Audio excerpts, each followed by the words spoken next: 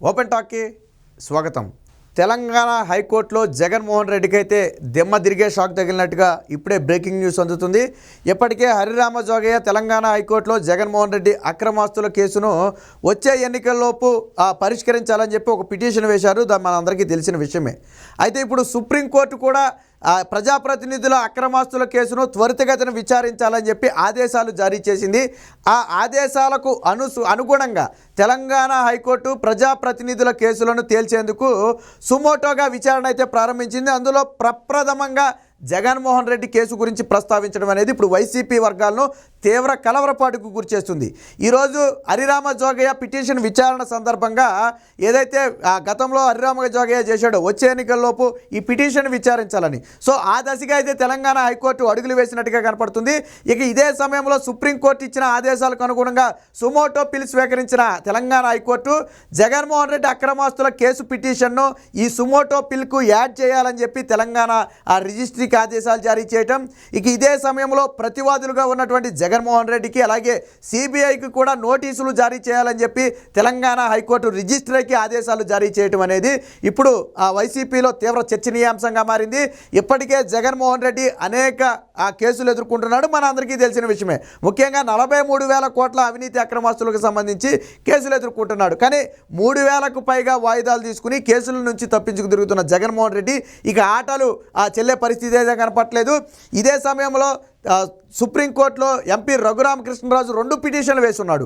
ఒకటి, జగన్మోహన్ రెడ్డి అక్రమాస్తుల కేసు తెలంగాణలో ముందుకు సాగటం లేదు, అక్కడ సిబిఐ అధికారులతో కుమ్మక్కై కేసును ముందుకు సాగకుండా అడ్డుకుంటున్నాడని అనుమానాలు ఉన్నాయని చెప్పి ఈ కేసును వేరొక రాష్ట్రానికి బదిలీ చేయాలని చెప్పి పిటిషన్ వేశారు.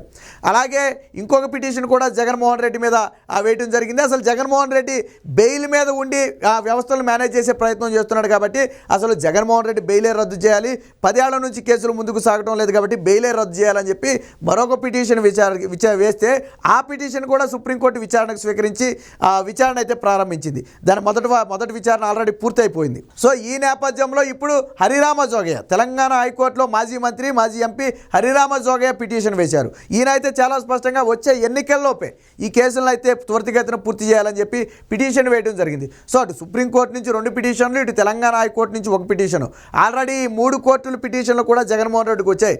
గతంలో జగన్మోహన్ రెడ్డి కేసు వేరొక రాష్ట్రానికి మార్చాలి అన్న దాని మీద కూడా సిబిఐతో పాటు జగన్మోహన్ రెడ్డికి నోటీసులు ఇచ్చారు.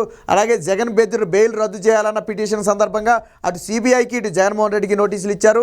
ఇప్పుడు హరిరామ జోగయ్య పిటిషన్ విచారణ సందర్భంగా కూడా జగన్మోహన్ రెడ్డికి సిబిఐకి నోటీసులు ఇవ్వాలని చెప్పి రిజిస్ట్రీకి తెలంగాణ హైకోర్టు ఆదేశాలు జారీ చేసింది. హరిరామ జోగయ్య పిటిషన్ సంగతి కాసేపు పక్కన పెడితే సుప్రీంకోర్టు ఇచ్చిన ఆదేశాలకు అనుగుణంగా సేకరించిన సుమోటో పిల్కు కూడా జగన్మోహన్ రెడ్డి కేసును అటాచ్ చేయాలని చెప్పడమే ఇప్పుడు తీవ్ర చర్చాంశంగా మారింది. ఎందుకంటే తెలంగాణ హైకోర్టు సుప్రీంకోర్టు ఆదేశాలకు అనుగుణంగా ప్రజాప్రతినిధుల కేసులు త్వరితగతిన విచారించేందుకు పురమాయింపు చేసింది. సో సుమోటోగా విచారణకు తీసుకుంది. అంటే కేసులు వాయిదాలు వచ్చినా రాకపోయినా సుమోటోగా ప్రధానమైన కేసులు విచారణకు తీసుకునే కార్యక్రమం చేపడితే అందులో జగన్మోహన్ రెడ్డి మొట్టమొదట ఉన్నాడు. అందుకనే జగన్మోహన్ రెడ్డి కేసును ఈ పిల్కు అటాచ్ చేయాలని చెప్పి ఆదేశాలు జారీ చేయడం జరిగింది. ఇక ఇదే సందర్భంగా సిబిఐ కూడా కొన్ని వాదనలు వినిపించింది. ఇప్పటికే సిబిఐ కోర్టుల్లో 20 డిశ్చార్జ్ పిటిషన్లు జగన్ పిటిషన్లు పెండింగ్లో ఉన్నాయి.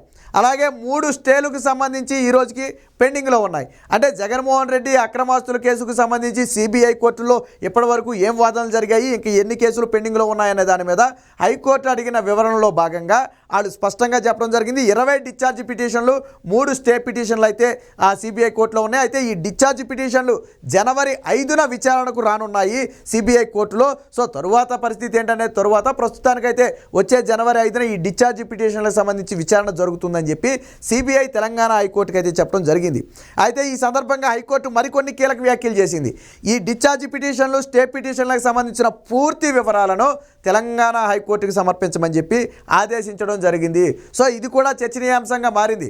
ఆల్రెడీ ఇప్పటి వరకు ఉన్న ప్రధాన వాదన ఏంటి, సిబిఐ కోర్టులో జగన్మోహన్ రెడ్డి మేనేజ్ చేసుకుంటూ ముందుకు నడవకుండా అడ్డుకుంటున్నాడు.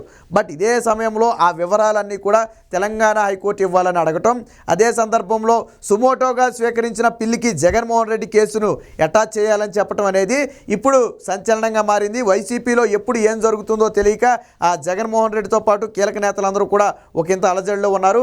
ఇప్పటికే సుప్రీంకోర్టు నుంచి 2 నోటీసులు తీసుకున్న జగన్మోహన్ రెడ్డికి ఇప్పుడు తాజాగా తెలంగాణ హైకోర్టు కూడా నోటీసులు ఇచ్చింది. ఇంకొక పిటిషన్ కూడా రఘురామకృష్ణరాజు ఏపీకి హైకోర్టులో వేయడం జరిగింది. ఏపీలో వివిధ శాఖలకు సంబంధించి అనేక అవకతవకలు జరిగాయని చెప్పి దాని మీద విచారణ, ఉన్నత స్థాయి విచారణకు ఆదేశించాలని చెప్పి ఒక పిటిషన్ వేశారు. ఆ పిటిషన్ కూడా ఏపీ హైకోర్టు స్వీకరించి దానికి కూడా జగన్మోహన్ రెడ్డికి నోటీసులు అయితే జారీ చేయడం జరిగింది. దాదాపు 29 మంది ప్రతివాదులకైతే నాడు నోటీసులు జారీ చేసినట్టుగా ఉన్నారు. సో అంటే అనేక మంది కీలక వ్యక్తులకు ఏపీ హైకోర్టు కూడా నోటీసులు జారీ చేసి ఉంది. సో ఇటు సుప్రీంకోర్టు నోటీసులు, ఇటు హైకోర్టు నోటీసులు, అటు ఏపీ హైకోర్టు నోటీసులు, 1 కాదు 2 కాదు, అన్ని కోర్టులు కూడా జగన్మోహన్ రెడ్డికి నోటీసులు జారీ చేశాయి. సో ఏ క్షణం ఏ కోర్టు ఏ విధంగా రియాక్ట్ అవుతుందో ఎవరికీ తెలియదు. ఎప్పుడు బెయిల్ రద్దు అవుతుందో తెలియదు. ఇప్పుడు తెలంగాణ హైకోర్టు వ్యాఖ్యలను కనుక మనం దగ్గరగా పరిశీలిస్తే సుప్రీంకోర్టు ఆదేశాలకు అనుగుణంగా సుమోటోగా స్వీకరించాం కాబట్టి ఈ కేసుకి జగన్ కేసుని అటాచ్ చేయాలని చెప్పిన వ్యాఖ్య ఏదైతే ఉందో అది ఖచ్చితంగా దాని వెనక చాలా తీవ్ర అర్థం ఉంది. ఈ కేసును త్వరితగతిన ముగించేందుకు తెలంగాణ హైకోర్టు అయితే చొరవ చూపే అవకాశం ఉంది. ఇదే సందర్భంలో ఆల్రెడీ పిటిషన్ కూడా ఉంది. హైకోర్టు చొరవ చూపడమే కాకుండా ఆ హరిరామ జోగే పిటిషన్ ఉద్దేశం కూడా అదే, త్వరితగతిన దీన్ని పూర్తి చేయాలి, వచ్చే ఎన్నికల్లోపే తేల్చేయాలి అనే ఏదైతే ఉందో దానికి సంబంధించి కూడా హైకోర్టు చేసిన వ్యాఖ్యలు, అలాగే హరిరామ జోగే పిటిషన్ ఆల్రెడీ అందులో ఇంక్లూడ్ అయి ఉండడం, ఇవన్నీ కూడా జగన్మోహన్ రెడ్డికి మింగుడు పడిన అంశాలుగా మారాయి. ఇటు హైకోర్టు ఏ క్షణంలో ఏ విధంగా మారుతుంది, అలాగే సిబిఐ కోర్టులో ఎటువంటి మార్పులు వస్తాయో తెలియదు. ఇప్పటివరకు కూడా జగన్మోహన్ రెడ్డి 3000కు పైగా వాయిదాలు వేయించుకుని తప్పించుకు తిరిగాడు. బట్ ఇప్పుడు సిబిఐ పీక మీద కూడా కత్తి ఉందని చెప్పొచ్చు. ఎందుకంటే సుప్రీంకోర్టు నుంచి నోటీసులు వచ్చాయి 2 సార్లు, తెలంగాణ హైకోర్టు నుంచి నోటీసులు వచ్చాయి. కాబట్టి పీక మీద కత్తి పెట్టినట్టుగా ఉంది ఇప్పుడు సిబిఐ వ్యవహారం. ఎందుకు ఇన్ని వాయిదాలు, 3000 వాయిదాలు ఎందుకు ఇచ్చారు, ఎందుకు కేసు ముందు నడవట్లేదని రేపు సుప్రీంకోర్టు కానీ హైకోర్టు కానీ ప్రశ్నిస్తే సిబిఐ సమాధానం చెప్పుకోలేని పరిస్థితి. కాబట్టి సిబిఐ దీని మీద కొంచెం దూకుడు పెంచే అవకాశం కూడా ఉందని చెప్పి రాజకీయ విశ్లేషకులు భావిస్తున్నారు. ఎందుకంటే ఆల్రెడీ కోర్టుల నుంచి నోటీసులు వచ్చాయి కాబట్టి ఎందుకు జాప్యం జరుగుతుందని కోర్టులు గట్టిగా నిలదీస్తే సమాధానం చెప్పలేరు. కాబట్టి ఇప్పుడు ఆల్రెడీ డిశ్చార్జ్ పిటిషన్లు ఈ జనవరి 5న ఏదైతే విచారణ ఉందో ఆ సందర్భంగా జగన్మోహన్ రెడ్డికి కొంత వ్యతిరేక తీర్పులు వచ్చే అవకాశం ఉంది. జగన్మోహన్ రెడ్డి ఇరకాటంలో పడినా ఆశ్చర్యపోవాల్సిన అవసరం లేదు. సిబిఐ కోర్టే జగన్మోహన్ రెడ్డిని ఇరకాటంలో పెట్టవచ్చు. ఎందుకంటే వాయిదాల నుంచి తప్పించుకునే వెసులుబాటు సిబిఐ కోర్టు ఇవ్వకపోవచ్చు. ఇప్పటికి 3000 సార్లు తప్పించుకున్నాడు. బట్ ఇక నుంచి సిబిఐ కోర్టు ఆ వెసులుబాటు ఇవ్వకపోవచ్చు. ఖచ్చితంగా జగన్మోహన్ రెడ్డి హాజరుతో పాటు ఆ కేసుకు సంబంధించి కొన్ని కీలక ఆదేశాలు కూడా తెలంగాణ సిబిఐ కోర్టు జారీ చేసే అవకాశం ఉందని చెప్పి ఇప్పటికే వార్తలు నడుస్తున్నాయి. సో ఏది ఏమైనప్పటికీ కూడా జగన్మోహన్ రెడ్డి మీద ఉన్న అక్రమాస్తుల కేసులు అనేవి జగన్మోహన్ రెడ్డి మెడ చుట్టుకున్నాయి. ఎట్టి పరిస్థితుల్లో వదిలిపెట్టే ప్రసక్తే లేదు. అటు రఘురామకృష్ణ, ఇటు హరిరామ జోగయ్య, అటు సుప్రీంకోర్టు, ఇటు హైకోర్టు, అలాగే ఆంధ్రప్రదేశ్ నుంచి కూడా హైకోర్టు నుంచి కూడా నోటీసులు. సో ఇవన్నీ కూడా జగన్మోహన్ రెడ్డికి దెబ్బ మీద దెబ్బగా జరుగుతూనే ఉన్నాయి. ఒక పక్క ఎన్నికలు, మరో పక్క జగన్మోహన్ రెడ్డి అక్రమాస్తుల కేసు. ఏ కోర్టు ఏ విధంగా స్పందిస్తే జగన్మోహన్ రెడ్డి బెయిల్ ఎప్పుడు రద్దు అవుతుందో, ఎప్పుడు జైలుకు వెళ్తాడో తెలియని పరిస్థితి. నిజంగా జగన్మోహన్ రెడ్డి రద్దు అయి జైలుకి వెళ్తే వైసీపీ పార్టీ పరిస్థితి కుక్కలు చింపిన విస్తరలా మారిపోయే ప్రమాదం ఉంది. ఎందుకంటే జగన్మోహన్ రెడ్డి తర్వాత ఎవరు అనే దానికి అక్కడ సమాధానమే లేదు. సో అది కొంత కలవర పెడుతుంది. అందులో ఎన్నికల దగ్గర జగన్మోహన్ రెడ్డి అరెస్ట్ అయితే ఖచ్చితంగా అది జగన్మోహన్ రెడ్డికి బ్యాట్ అవ్వచ్చు. అంటే గతంలో సానుభూతికి మారింది కానీ ఇప్పుడు అరెస్ట్ అయితే అది సానుభూతిగా మారే అవకాశం ఉండదు. ఎందుకంటే ఇప్పుడు పడేది శిక్ష అవుతుంది ఖచ్చితంగా. సో ఏది ఏమైనా తెలంగాణ హైకోర్టు వ్యాఖ్యలు అనేవి ఇప్పుడు జగన్మోహన్ రెడ్డిని తీవ్ర అలజడికి గురి చేశాయి. వైసీపీని కూడా ఈ పూర్తి షాక్కి గురి చేశాయి. మరి ఎప్పుడు ఎటువంటి నిర్ణయాలు వెలువడతాయి, సిబిఐ ఏ విధంగా స్పందిస్తుంది, హైకోర్టు ఏ విధంగా స్పందిస్తుంది అనేది తెలియాలంటే మాత్రం వేచి చూడాలి.